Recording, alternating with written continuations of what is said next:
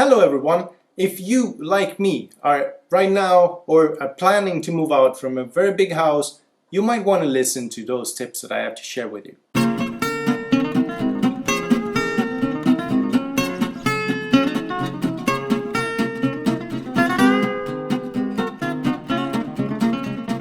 So as of today, I'm emptying a 360 square meters or 3,900 square feet house that my parents lived in for about 35 years. And it's unbelievable how many things you can put in a house in so many years, especially if you have corners or you have some wardrobes so you can fill in.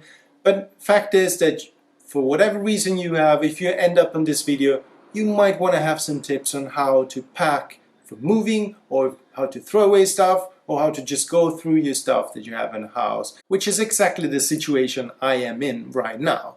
So just really shortly, I've been moving about, I think I moved 20 to 25 times in the last 11 or 12 years. So I have some experience in this, and every single time I moved, I learned something new. And I learned to adapt, and I learned to plan much more, to start much earlier. So I want to share with you some of the tips that I've learned that I wish somebody told me a few years ago. Starting with tips number 1. And I know this is easy to say and hard to do, but please just, it's probably the most important, which is start early. If you're moving out, if it's not a really specific situation, you know it a few months in advance. You know if you're selling a house, you know if you are moving to another house, maybe you're buying something different, you're moving there. Or maybe you're leaving a country and moving to another country. In my case, I live in Sweden, this house is in Italy, it was my parents' house. So I got to know it maybe a few years ago that I would sell this at a certain point. So I decided to do a really big cleaning back then. And I'm really thankful that I did. So as soon as you know that you're gonna move out or you're gonna have to empty the house, start immediately. Start planning, but most importantly, start doing things. Start going through room per room and seeing what, if there's something that you already know you're not gonna use and that you can throw away immediately. And moving to tip number 2, which is something that I've done wrong many times. I actually done it wrong last time that I moved to my new house in Sweden, which was just a few months ago. And it is use boxes of different sizes. Do not use a big moving box. Don't just buy 50 big moving boxes if you have, for example, a lot of books. You're not going to fill a big moving box with books and then be able to move it that easily. Do not overpack. So start by buying like smaller boxes for books, and start by buying bigger boxes for example, clothes or stuff that it doesn't weigh that much, or bulkier stuff. And also try to fit as much as possible into boxes. Do not use bags. Bags are okay if you have really weirdly shaped objects or items, but try to avoid bags as much as possible. Use boxes because they're easier to pack or to put somewhere in a storage or when you move. So boxes, and boxes of different sizes. Use smaller boxes for things that are heaviest, for example, books, and use larger boxes for stuff that is lighter. Now, tip number 3, it is label the boxes. Label them properly. And to start with, put on each single box, if you're emptying your bathroom and you're putting all your bathroom stuff into a box, write bathroom on it. So that whenever you're going to move to a new house or you're going to need something, you know that the shampoo is going to be in the bathroom box. And here comes, I'm going to shift immediately from labeling your boxes with the name of the room that it's supposed to go to tip number 4, which is, and this, I know this is going to sound horrible to do, but I've done it last time I moved and it really helped me, and it's not that hard to do. Make an Excel file with everything you put in the box. You have it on your phone, put it on Google Drive or whatever app you want, but make box number 1. So you're going to write 1 on the box and you're going to write bathroom. And then you're going to say shampoo, and you're going to put the shampoo in there. And you know that if you need the shampoo when you move, you don't have to open 20 boxes.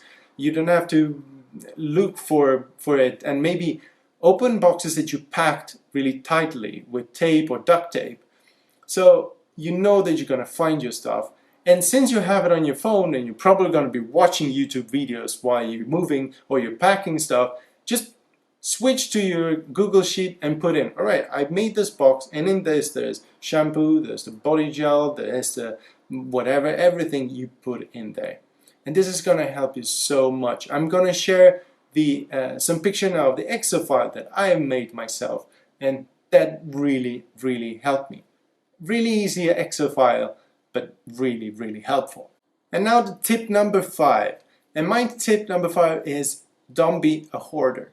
Now, this is hard to say and hard to do, but you should move with logic. You shouldn't move with your heart. You're going to find a lot of things that are going to remind you of someone probably when you see those things, or it's going to remind you of a period of your life, which is amazing, right? But do not be a hoarder. Hoarding is not going to help you with moving. So, for example, those were gloves that I bought, I think, when I was 7 years old or 8 years old, and it was the first time when I decided to be a goalkeeper, and I decided to do it, and I did it for about 2 months. I still have them. Why do I have them for? Because they remind me of that period. It was a happy period. Do I need it? Absolutely not. What am I going to do now? I'm going to throw them away because they're old, but maybe I could have given to someone if they were still good. So don't be a hoarder. And I shift to the next tip, which is, if you can, just only limit yourself to one box of memories. So pick one big box, which is enough, and just that's the space you can fit your memories in. Do not save, and I still have them, but I'm gonna get rid of them now. Do not save every single book from your school. You're not gonna open them, you're not gonna see them, it's more comforting for yourself to know that you still have it. Somehow, maybe one day you're gonna need it, but not really right now. So get rid of those things. You're not gonna miss them when you don't have them anymore. So be really picky about what you save, and use one box, write your name and memory stuff, or memories, or private stuff, whatever you want to put in, but limit yourself to one big box of memories.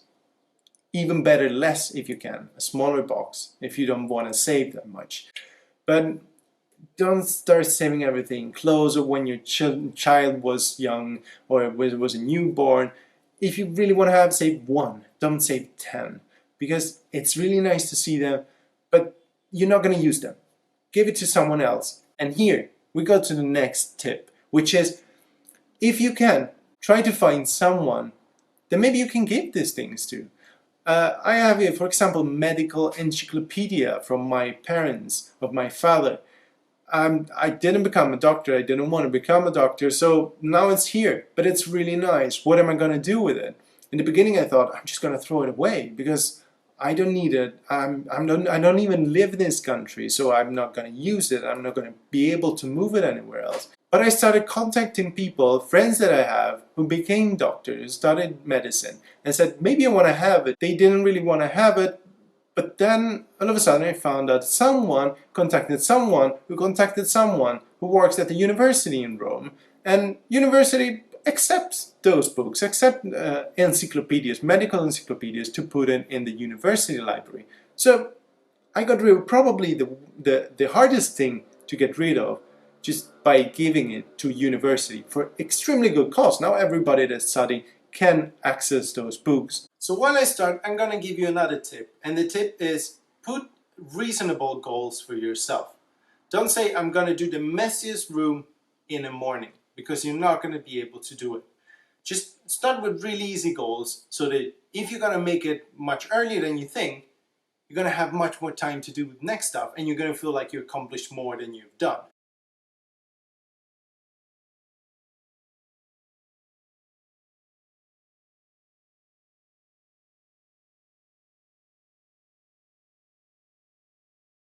And here it's done.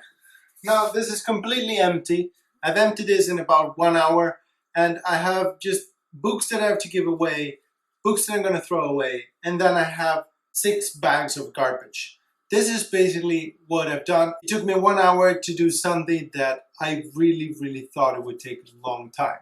And the reason why I did it is that I started right now.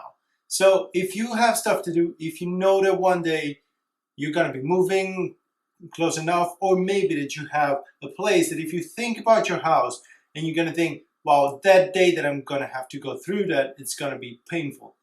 Do it now. If you know there's stuff that you don't want to, that you're not going to use and you don't want to keep, just go through it right now and do it. Don't waste your time, and good luck with your moving, with your unpacking. Bye.